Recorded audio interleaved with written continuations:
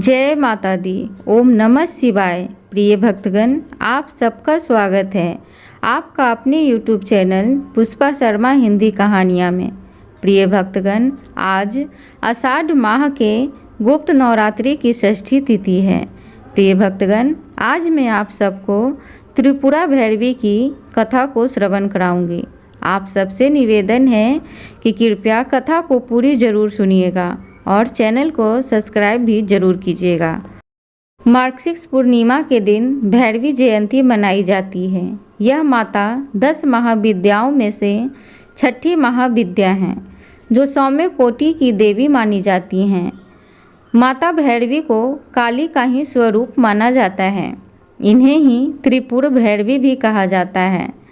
भैरवी के नाना प्रकार के भेद बताए गए हैं, जो इस प्रकार हैं: त्रिपुरा भैरवी, चैतन्य भैरवी, सिद्ध भैरवी, भुवनेश्वर भैरवी, संपदा प्रद भैरवी, कमलेश्वरी भैरवी, कौलेश्वर भैरवी, कामेश्वरी भैरवी, नित्या भैरवी, रुद्र भैरवी, भद्र भैरवी तथा सटकुटा भैरवी आदि। त्रिपुरा भैरवी उत्थवा वन्य की देवता हैं। इन्हें ही माँ त्रिपुर सुंदरी को महात्रिपुरा सुंदरी, लीलामती, ललिता अंबिका, लीलेशी, षोडशी, ललिता, लीलावती, लीलेश्वरी, ललिता गौरी और राजेश्वरी भी कहा जाता है। दुर्गा सप्तशती के अनुसार देवी त्रिपुर भैरवी ने ही महिषासुर नामक दैत्य का वध किया था। कहते हैं कि देवी त्रिपुर भैरवी का संबंध महादेव के उग्र स्वरूप काल भैरव से है। माँ भैरवी की 4 भुजाएं और 3 नेत्र हैं।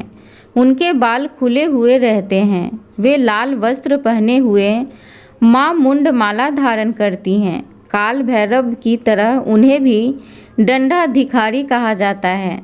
शमशान भूमि, अस्त्र शस्त्र, मृत सब, रक्त, मांस, कंकाल, खप्पर आदि विध्वंसकारी चीज़ें देवी को प्रिय हैं।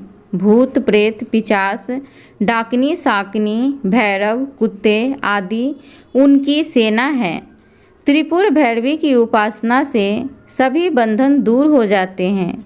यह बंदी छोर माता हैं। इन्हें षोडशी भी कहा जाता है। षोडशी को श्री विद्या भी माना जाता है। यह साधक को युक्ति और मुक्ति दोनों ही प्रदान करती हैं। इनकी साधना से षोडश कलाओं से निपुण संतान की प्राप्ति होती है। जल, थल और नभ में उसका वर्चस्व कायम होता है। आजीविका और व्यापार में इतनी वृद्धि होती है कि व्यक्ति संसार भर में धन, श्रेष्ठ आदि सर्वाधिक धनी बनकर सुख भोग करता है। जीवन में काम, सौभाग्य और शारीरिक सुख के साथ आरोग्य सिद्धि के लिए इस देवी की आराधना की जाती है। इसकी साधना से धन संपदा की प्राप्ति होती है। मनोवांछित वर या कन्या से विवाह होता है। षोडशी का भक्त कभी भी दुखी नहीं रहता है। पौराणिक कथाओं में नारद पंचरत्न के अनुसार एक बार जब देवी काली के मन में आया कि वह पुनः अपना गौर वर्ण प्राप्त कर ले, तो यह सोचकर देवी अंतर्ध्यान हो जाती है। भगवान शिव जब देवी को अपने समक्ष नहीं पाते तो व्याकुल हो जाते हैं और उन्हें ढूंढने का प्रयास करते हैं। शिवजी महर्षि नारद जी से देवी के विषय में पूछते हैं। तब नारद जी उन्हें देवी का बोध कराते हैं और वह कहते हैं कि शक्ति के दर्शन आपको सुमेरु के उत्तर दिशा में ही हो सकता है। वहीं देवी का प्रत्यक्ष उपस्थित होने की बात संभव हो सकेगी।